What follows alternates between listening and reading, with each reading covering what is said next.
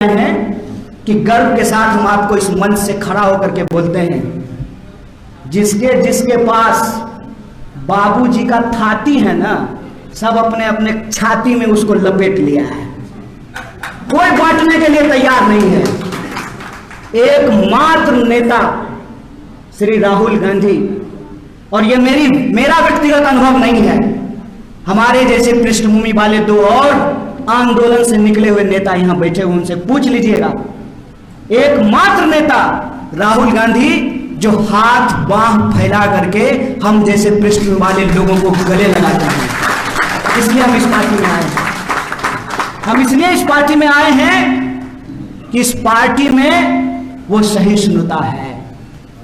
इस पार्टी में वो सहिष्णुता है कि आप जय भीम भी बोल सकते हैं और जय सरदार भी बोल सकते हैं।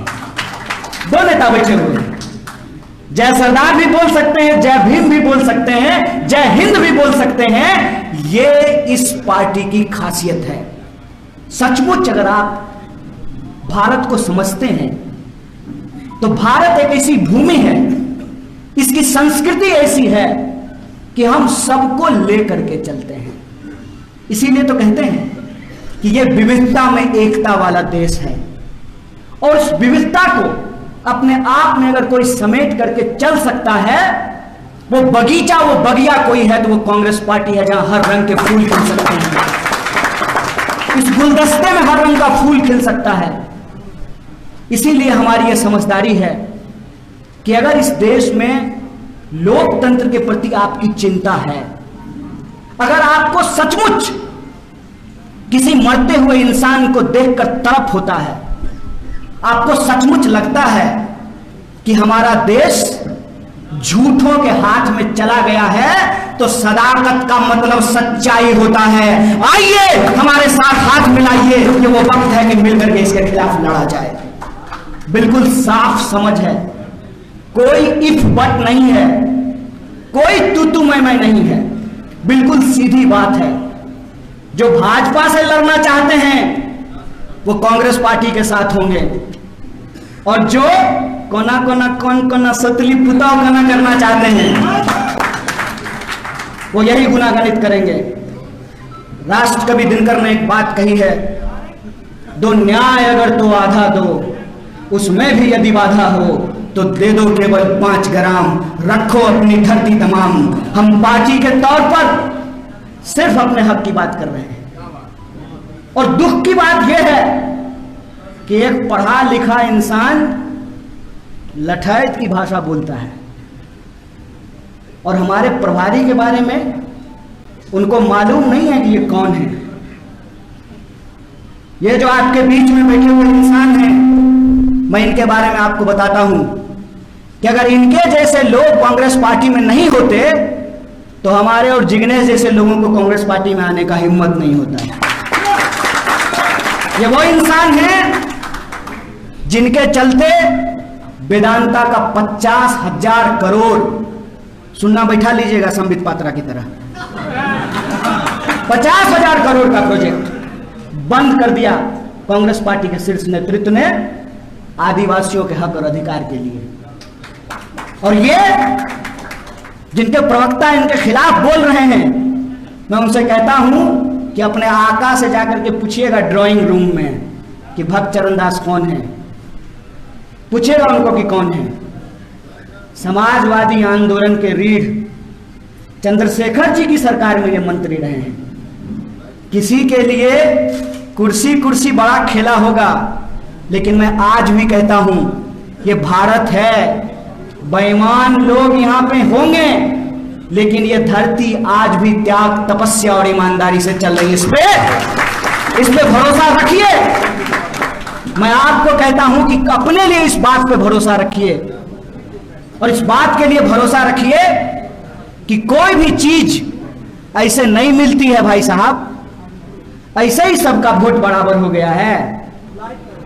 शकील भाई का वोट एक, चंदन भाई का वोट एक, राकेश भाई का वोट एक, कन्हैया का वोट एक, ऐसा ही वोट हो गया है। प्रतिमा जी का वोट एक, पूनम जी का वोट एक, ऐसा ही बराबर हो गया है। सोच के देखिएगा, समझ करके देखिएगा ये साधारण चीज नहीं है। और आज वोटों को लोगों ने गुना गणित में फंसा दिया है। वोटों के गुना गणित से ऊपर उठ करके हमको बिहार के मुस्तकबिल के बारे में सोचना पड़ेगा। इसलिए आज हम इस धरती पर आए हैं। इसीलिए आज हम यहां जब सभा कर रहे हैं तो किसी के ऊपर हम अनावश्यक टिप्पणी नहीं करना चाहते हैं। जनता के अदालत में जनता के सवालों को लेकर सिर्फ चुनाव में नहीं, चुनाव से पहले भी और चुनाव के बाद भी उनके दुख दर्द में, उनकी न्याय एकता और बड़ाव की लड़ाई में जो शामिल होगा वही उसका नेतृत्व करेगा। ये बिहार की जनता को चुनना पड़ेगा। जो लोग चुनाव को समीकरण बना दिए हैं उनसे हम एक सवाल पूछना चाहते हैं। कोरोना का बीमारी जात पूछ करके हो रहा था? नहीं नहीं नहीं नहीं, ये जो है पंडित जी का लड़का है, इसको को नहीं होते हैं। नहीं नहीं नहीं, ये तो जो है दलित है, इसको हो जाते हैं। जात पूछ करके कोरोना होता है। डेंगू का मच्छर आपके कान के पास आता है, पहले आपका उपनाम पूछता है, बताओ कौन जात हो, कौन जात, उसके बाद काटता है। कब तक पूर्वक बनाइएगा जी, कब तक पूर्वक बनाइएगा? कांग्रेस पार्टी नहीं है सत्ता में, बिहार की सत्ता में कांग्रेस पार्टी नहीं है। कांग्रेस पार्टी से जिन लोगों ने सत्ता छीनी थी, बिहार की जनता जब उनके घर पे जाते हैं लोग वोट मांगने के लिए, तो पूछे ना कि बताओ क्या दिए हो हमको 30 साल में। ये सवाल उनसे पूछना चाहिए, नहीं पूछना चाहिए। खाली आत्मसम्मान होता है, खाली आत्मसम्मान होता है। माथा पर टोकरी लेकर के जाएंगे नौकरी करने के लिए, तो मन होगा तो 2 रुपया जो है हमारा श्रम हमको देगा, अब मन होगा तो हमको गाली देगा। देखिए कश्मीर में गोली दे रहा है, कौन लेगा इसकी जिम्मेवारी भाई? इलाज कराने के लिए बाहर जाएं, पढ़ने के लिए बाहर जाएं, रोजगार के लिए बाहर जाएं, और वोट देने के लिए आप, वोट लेने के लिए आप हमारे घर में आइएगा। बोलिए इनको झाड़ू मार करके भगाना चाहिए नहीं भगाना चाहिए? यह सवाल है। इसीलिए मैं बिहार के नौजवानों से खास करके यह अपील करना चाहता हूं कि बिना मतलब के किसी दुविधा में मत रहिए। आमने सामने की लड़ाई छिड़ चुकी है। एक तरफ वो लोग हैं जिन्होंने आजादी के आंदोलन के दौरान अंग्रेजों के साथ चाय पे चर्चा की थी, एक तरफ हम हैं कि हमारे पुरखों ने इस देश की आजादी के लिए अपनी जान गंवाई है।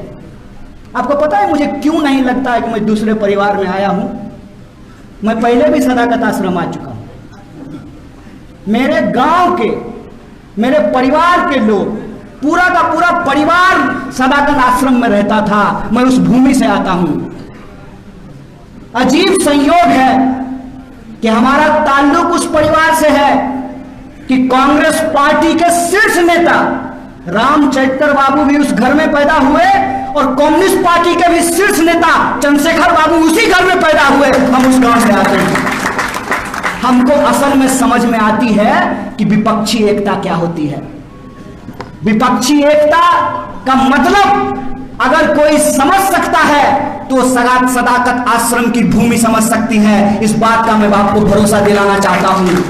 और दूसरा भरोसा जो मैं आपको दे सकता हूं, देखिए पूर्वा पछिया कुछ हो जाए, कुछ हो जाए, इतना तो मानते हैं ना कि कांग्रेस कभी भाजपा के साथ नहीं जाएगी।